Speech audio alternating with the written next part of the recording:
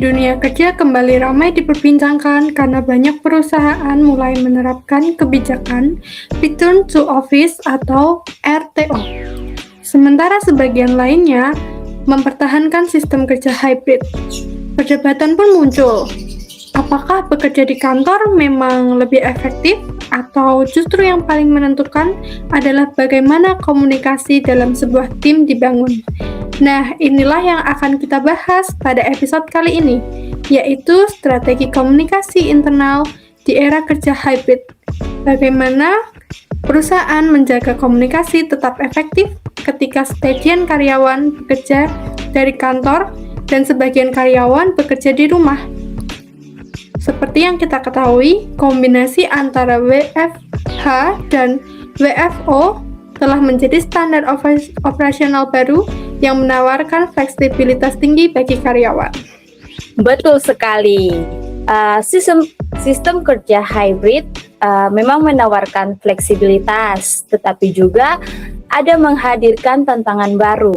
Nah, jika komunikasi internalnya saja tidak dikelola dengan baik, maka perusahaan juga berisiko mengalami miskomunikasi, kesenjangan informasi, hingga menurunnya kolaborasi antar anggota tim. Nah, oleh karena itu, penting bagi setiap organisasi untuk memiliki strategi komunikasi yang tepat agar seluruh karyawan tetap terhubung dan bekerja secara efektif. Wow, menarik sekali Indri. Berbicara mengenai tantangan, salah satu kendala terbesar yang sering diidentifikasi di lapangan adalah adanya ketimpangan informasi atau yang sering kita sebut asimetri informasi antara karyawan yang bekerja di kantor dengan mereka yang bekerja secara jarak jauh.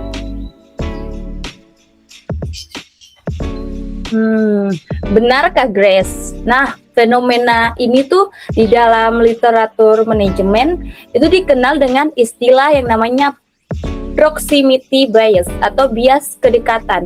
Nah, berdasarkan dari laporan riset Gartner tahun 2022, organisasi yang gagal memitigasi bias ini itu tuh berisiko menghadapi penurunan keterikatan karyawan hingga 20%. Nah, karena pekerja jarak jauh merasa terisolasi secara sosial dan struktural dari arus informasi informal organisasi.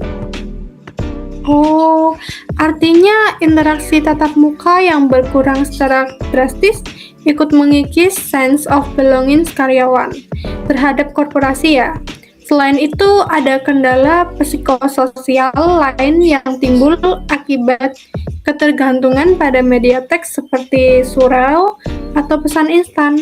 Mengapa hal tersebut sering memicu miskomunikasi, Indri? Nah, kalau secara teoritisnya ya Kak Grace, hal itu tuh terjadi karena hilangnya non-verbal cues atau isyarat non-verbal. Nah, seperti intonasi suara, mimik wajah, dan juga gestur. Nah, ada juga studi dari Harvard Business Review tahun 2021, itu bertajuk Digital Body Language. Itu mengonfirmasi bahwa ketergantungan tinggi pada komunikasi tekstual tanpa protokol emosi yang jelas meningkatkan probabilitas ambiguitas dan konflik internal hingga 3 kali lipat dibandingkan komunikasi konvensional seperti itu. Oke, melihat kompleksitas masalah tersebut, tentu organisasi tidak bisa tinggal diam. Kita membutuhkan intervensi strategis. Penggunaan platform digital seperti Microsoft Teams, Zoom, atau Slack seringkali disebut sebagai solusi instan. Tapi, apakah kecukupan infrastruktur teknologi saja sudah menjamin efektivitas komunikasi, Kak Indri? Nah, kalau seperti itu tuh kita bisa lihat kayaknya tentu tidak ya Kak Grace. Karena teknologi hanyalah sebuah enabler atau alat bantunya saja. Nah, untuk strategi utamanya tuh terletak pada penyusunan protokol komunikasi resmi.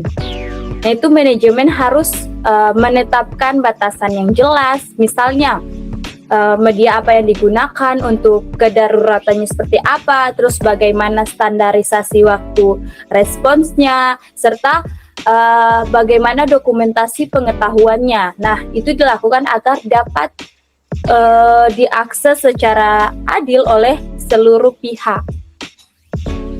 Oke, berarti aspek transparansi juga menjadi pilar utama di sini. Dalam hal kolaborasi proyek, implementasi tools manajemen seperti Trello, Asana, atau Notion tampaknya sangat krusial untuk sinkronisasi beban kerja ya. Ya, itu sangat krusial ya Kak. Jika kita merujuk pada salah satu artikel ilmiah di jurnal komunikasi itu mengenai adaptasi organisasi era digital. Nah, transparansi kerja berbasis aplikasi manajemen proyek terbukti mampu meningkatkan efisiensi koordinasi lintas lokasi sebesar 35%. Nah, hal ini itu memperkuat aspek akuntabilitas dan kepercayaan di dalam tim hybrid. Budaya komunikasi juga tidak boleh dilupakan.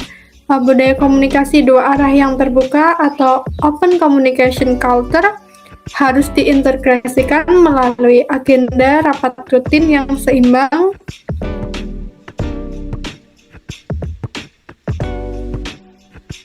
baik melalui evaluasi kinerja maupun untuk ruang interaksi sosial non-formal karyawan. Ya Kak Indri? Ya Kak, nah sebagai konklusi, keberhasilan model kerja hybrid tidak semata-mata bertumpu pada kecanggihan perangkat lunak yang diadopsi, tapi ada juga faktor determinan utamanya, yaitu adalah komitmen manajerial untuk menciptakan ekosistem komunikasi yang inklusif, terus transparan, dan juga adaptif terhadap perubahan sosiologis ruang kerja. Mengenai strategi komunikasi internal dapat memberikan kerangka konseptual yang bermanfaat baik untuk organisasi dari kita sendiri maupun organisasi lainnya. Ya Kak, semoga pembahasan kali ini dapat memberikan gambaran mengenai pentingnya strategi komunikasi internal di era kerja hybrid dan bagaimana perusahaan dapat menjaga kolaborasi antar tim agar tetap efektif. Wow, terima kasih atas perhatian semua yang sudah mendengarkan dari rekan-rekan sekalian, dan terima kasih buat narasumber kita Kak Indri. Sampai jumpa lagi di episode selanjutnya. Bye.